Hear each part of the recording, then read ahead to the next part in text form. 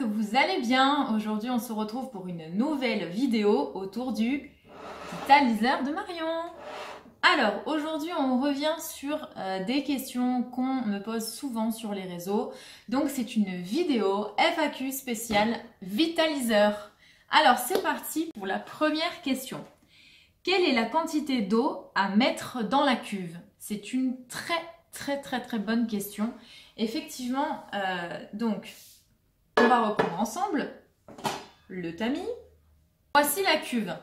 Donc, je rappelle que le modèle que moi, je vous montre ici en vidéo, c'est le modèle 2014 et qu'actuellement sur le site donc, du vitaliseur, dans la rubrique boutique, vous pouvez retrouver le tout nouveau modèle du vitaliseur qui s'appelle le Grand Chef. Un tiers d'eau ou un quart d'eau suffisent amplement pour cuire vos aliments au vitaliseur. Donc vous voyez, la cuve elle est quand même assez grande, donc un tiers ou un quart suffisent. Si vous avez, admettons, des aliments qui sont plus conséquents, du type, par exemple, artichaut ou même un poulet fermier, par exemple, parce que dans ce type de modèle, vous pouvez largement cuire donc du poulet fermier. Il faut quand même remplir la moitié de la cuve, hein, parce que quand même l'eau, comme elle s'évapore, la moitié de la cuve, c'est bien. Deuxième question. Avec quel type de feu le vitaliseur est-il compatible? Donc, le vitaliseur, il est compatible, attention, je vais vous le dire, avec tous les feux. Que ce soit induction, que ce soit gaz, que ce soit vitrocéramique, que ce soit électrique, ça marche avec tout. Et oui, c'est la magie du vitaliseur, c'est que ça s'emmène partout, parce que ça va sur tout. Donc ça, c'est quand même un grand argument positif. Troisième question. Quelle est la quantité d'eau à utiliser avec une soupière? Alors, on y revient à notre magnifique soupière que vous voyez donc ici, que vous pouvez voir donc à l'intérieur. Et bien tout simplement, comme pour le vitaliseur, un tiers d'eau suffit dans la soupière.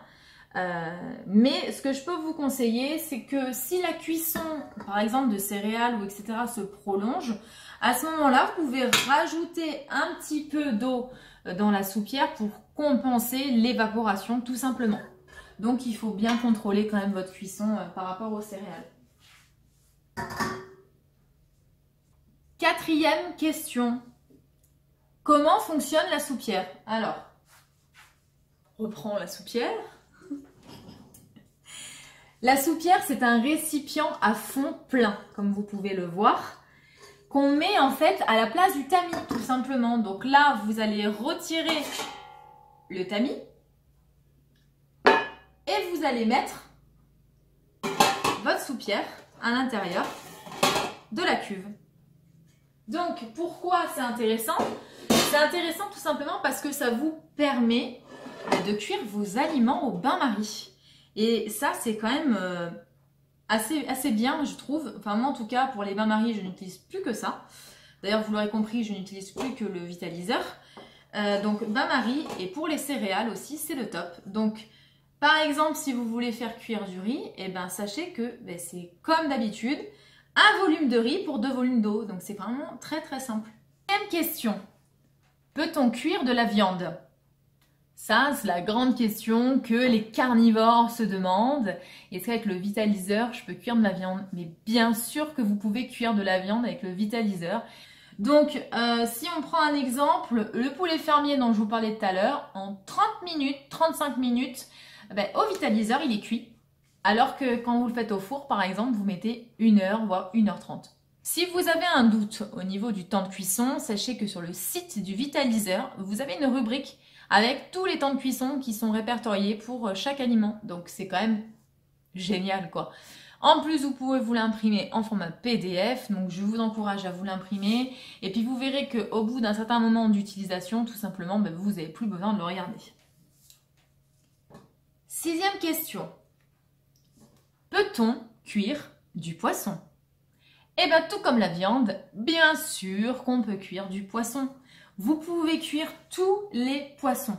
Alors après, Je vais quand même vous donner une petite information qui peut peut-être vous rassurer ou vous aider. C'est que selon les poissons que vous allez faire cuire dans le vitaliseur, il y en a certains qui peuvent un peu faire mousser au niveau de la cuve. Alors, ne vous inquiétez pas, c'est une réaction qui est complètement normale. Parce qu'il faut savoir que entre un poisson que vous allez acheter frais, qui vient juste d'être pêché, et un poisson que vous allez acheter et qui a été transporté sur les chalutiers, etc., et qui est resté un petit peu plus longtemps sur le bateau avant d'arriver chez vous à la maison, eh ben, il peut y avoir certaines différences.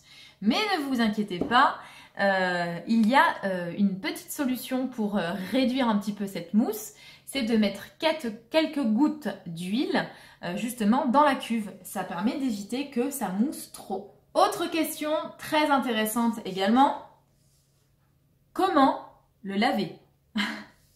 Alors, c'est tout simple. Je crois que c'est l'une des machines la plus simple à nettoyer. On n'est pas du tout dans un extracteur de jus par exemple. Donc c'est très simple, j'ai envie de vous dire de l'eau claire, du liquide vaisselle ou même le mettre à la machine à laver directement pour le laver. Vraiment c'est hyper facile à nettoyer. Après si par exemple, comme moi aujourd'hui parce que je vous fais une vidéo ou si vous avez des grandes occasions où vous voulez vous montrer votre super vitaliseur et que vous voulez qu'il soit bien clean, bien brillant, etc. Et ben vous pouvez tout simplement le faire briller avec du bicarbonate de soude et du vinaigre blanc, le fameux remède de nos grands-mères qui marche toujours à tous les coups surtout.